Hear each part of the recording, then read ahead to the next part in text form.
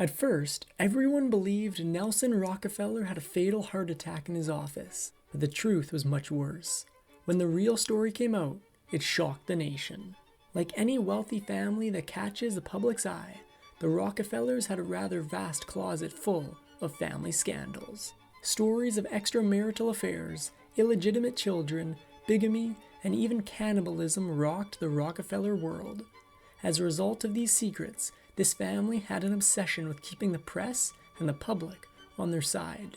But there was one secret, dating back to the family's origins, that had potential to bring this family down to its knees. While the name Rockefeller seems very American, the roots of this family are actually in Germany. Around 1723, Johann Peter Rockefeller immigrated to America. He had no idea that this fateful move laid the foundation for one of America's richest families to blossom. In 1810, William Avery Rockefeller was born in New York. He had the nickname Devil Bill, and for good reason. Bill was famous for selling elixirs and providing loans to farmers with a hefty interest rate of 12%. His favorite clients were the ones he knew could never pay him back because he could heartlessly take their land in foreclosure. This wasn't Bill's only dirty trick. Bill Rockefeller would do almost anything to make a sale. On a business trip in upstate New York, he was pretending to be deaf when one of his female customers, Eliza Davidson, said to her friend, "If that man were not deaf and dumb, I'd marry him." At that point, it was time to drop the charade and fess up. He did, and the two walked down the aisle. While it sounds like a Hollywood meet cute, it was anything but.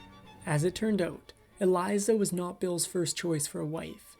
He was in love with another woman named Nancy Brown, who was too poor to be considered a viable life partner. But Eliza had one thing over Nancy. Her father offered a $500 wedding present.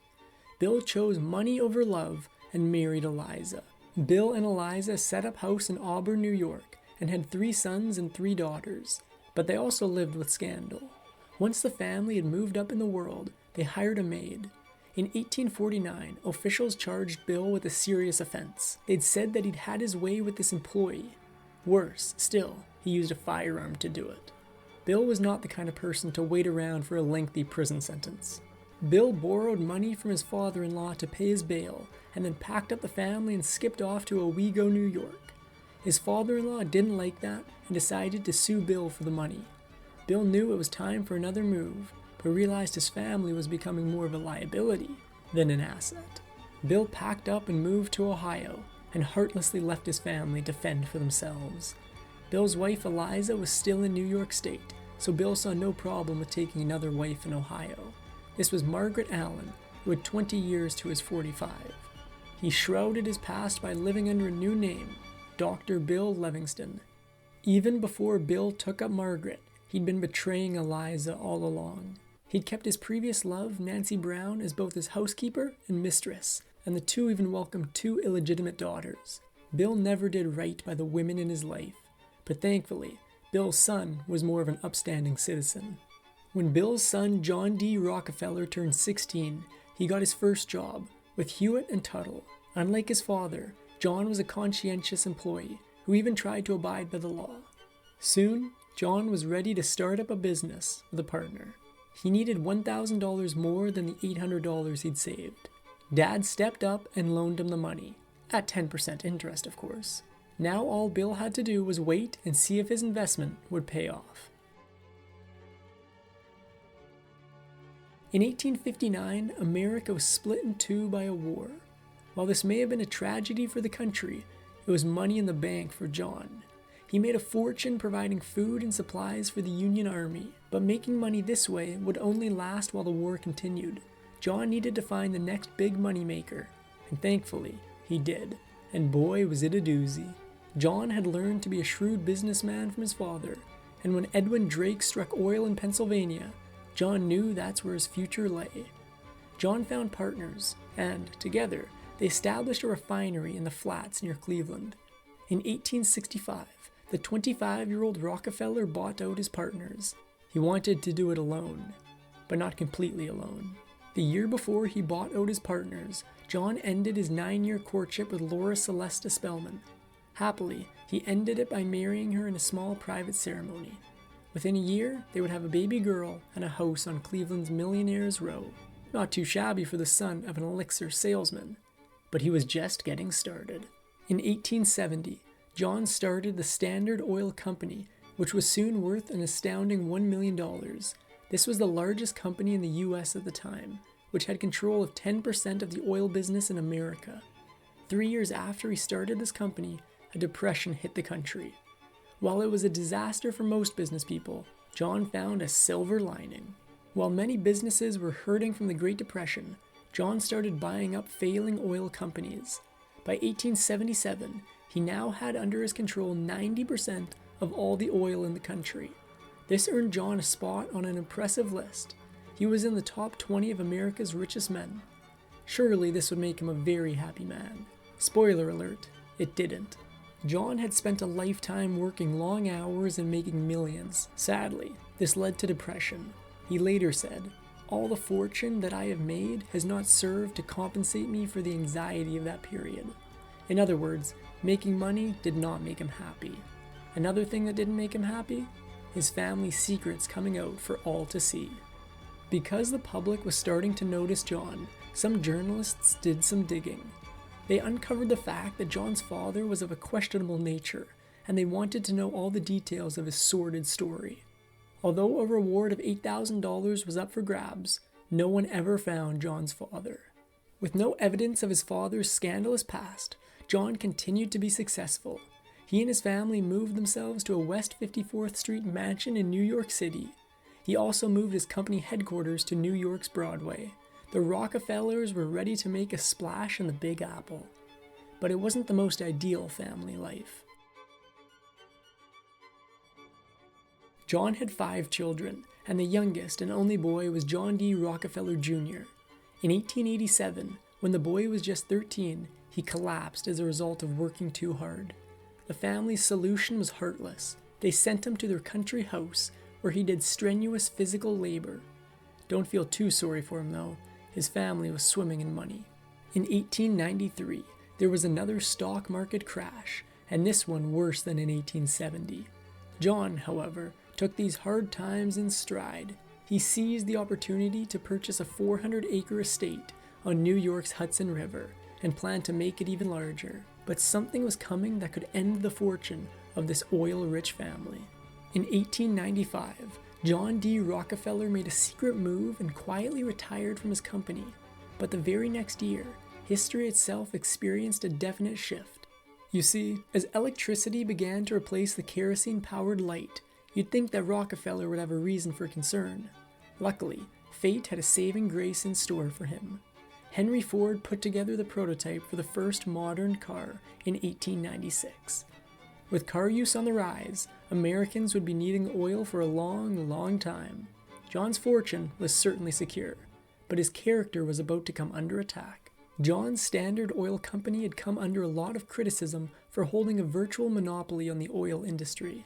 Writer Ida Tarbell's father had lost his business due to John's heartless dealings, so in 1902, she decided to write an expose about Standard Oil. Right at the center of this article was John D. Rockefeller himself. An article like this could turn the public against him. Little did John know, this was only the tip of the iceberg. In 1906, then President Theodore Roosevelt took on John and Standard Oil. Suddenly the public had had their fill of all things Rockefeller. They even called him one of the male factors of great wealth. Just as Rockefeller's reputation was at an all-time low, a secret came out. Remember, John's father Bill had married at least twice without getting a divorce in between. This piece of spicy news was all the public needed to hear. Now they had 2 reasons to hate the Rockefellers, both their unfair monopolies and their loose morals. However, John's reputation wasn't completely destroyed. You see, John D. Rockefeller had poured money into charity and continued to do so. The family opened the Rockefeller Institute for Medical Research in 1901 and created the General Education Board in 1903 to make sure all children in the South received an education, no matter their race. Helping others must have felt good to John because he decided to do it full time. By 1910, John had had enough and decided to commit fully to charity work. However, there was still trouble in store for the Rockefeller family. A year later, the Supreme Court demanded that the Rockefellers would have to completely dismantle Standard Oil. In 1913, John's daughter Edith traveled to Switzerland, but this was not to climb the Alps and yodel. She suffered from depression and she wanted treatment by a leading psychologist. At the time, this was Carl Gustav Jung. Edith got her cure and also found her vocation in life. One of Edith's quirks was that she chose to celebrate Christmas on December 15th because of her interest in astrology. She also thought she had a past life, but this was no ordinary past life. Edith truly believed in reincarnation and that she herself had once been King Tut's first wife. And that wasn't all.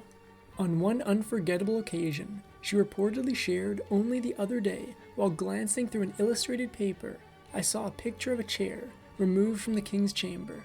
Like a flash, I recognized that chair. I had sat in it many times." Back on planet Earth, Edith's brother John D. Rockefeller Jr.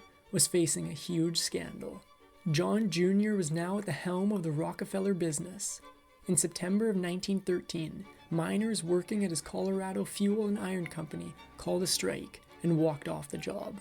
The company heartlessly evicted the workers and their families from the company-owned towns. The workers built tents to live in and prepared to wait out John Jr. There was going to be a standoff, and it would end in bloodshed. The National Guard came in to control the violence, but it soon became clear that they were only supporting John D. Rockefeller Jr.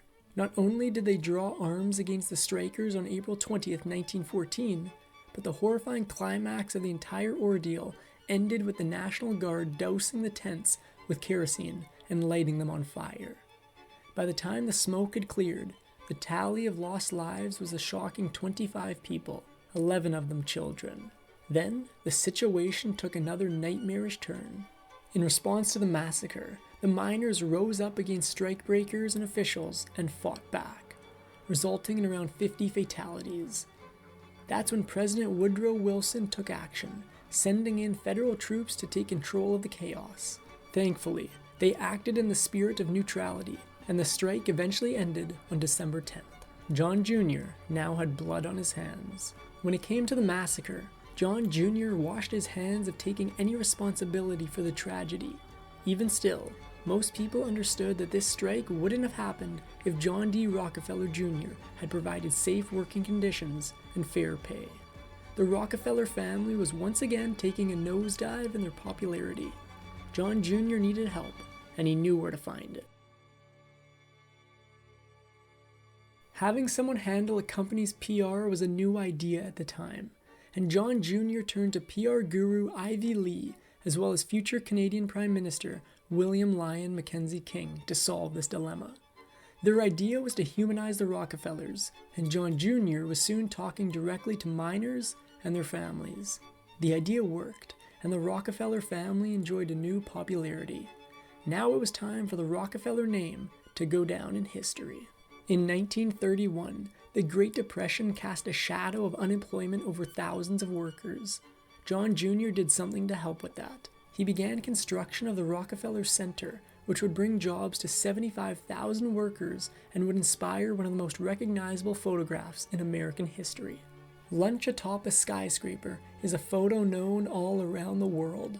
A photographer caught a picture of 11 Rockefeller Center workers enjoying a casual lunch on a beam that was a dizzying 250 meters above the ground. Sadly, during this construction boom in New York City, 2 out of 5 workers had falls that were either fatal or resulted in disability. Even decorating the inside of the Rockefeller Center caused controversy. Once the Rockefeller Center was nearing completion, John Jr. looked to his son Nelson for ideas about artwork to adorn the walls. Nelson's mother Abby was a huge fan of Mexican artist Diego Rivera. Nelson trusted his mother's judgment and went ahead and commissioned a huge mural. However, there was just one problem.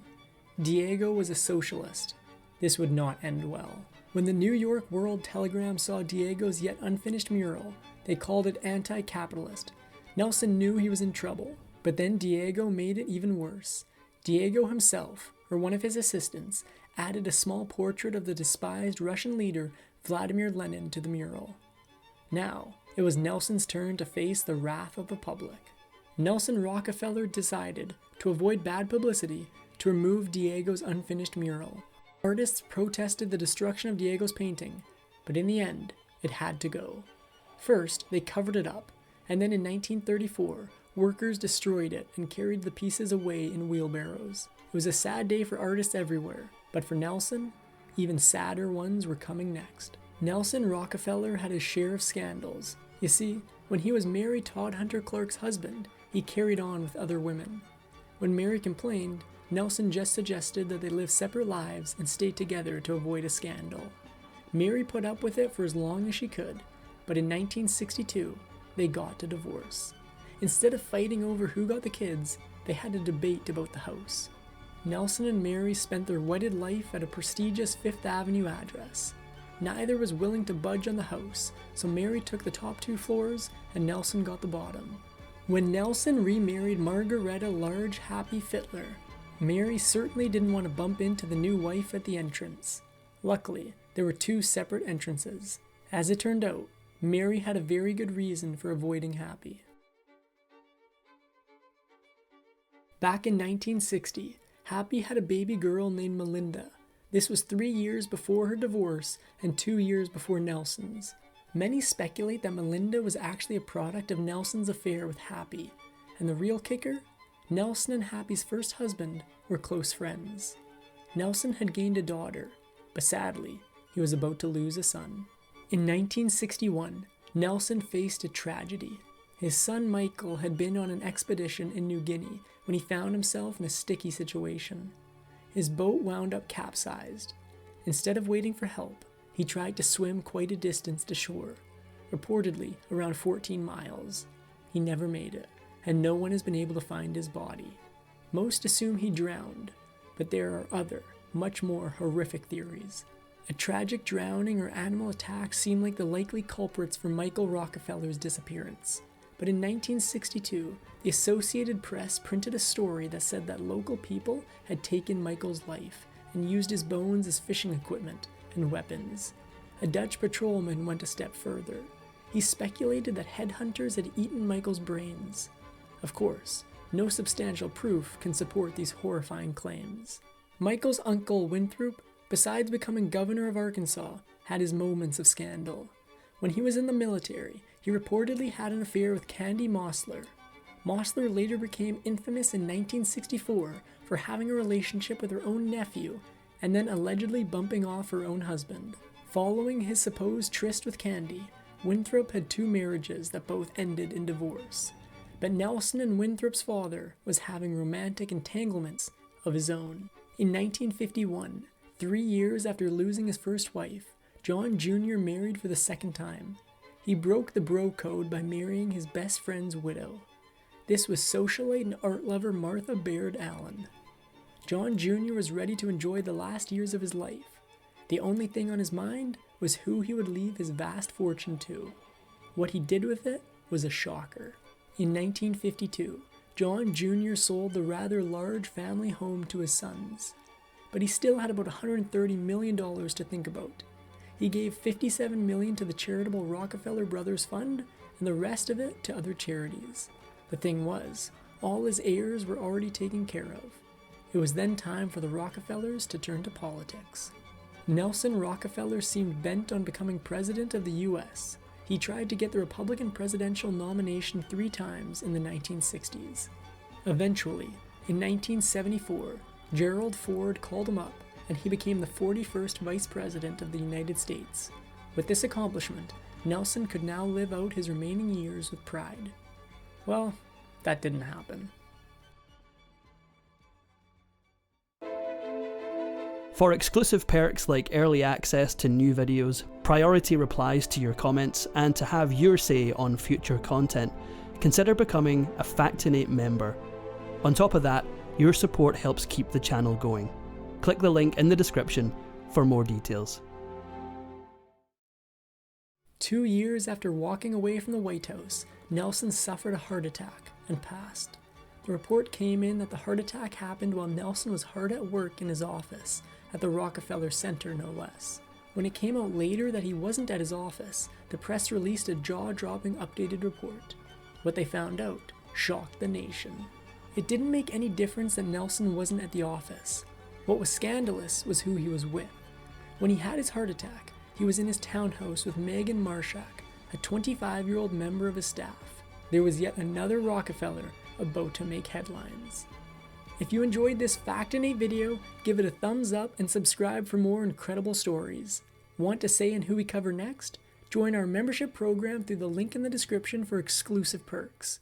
Your support means everything to us. Thanks for watching, and we'll see you in the next one.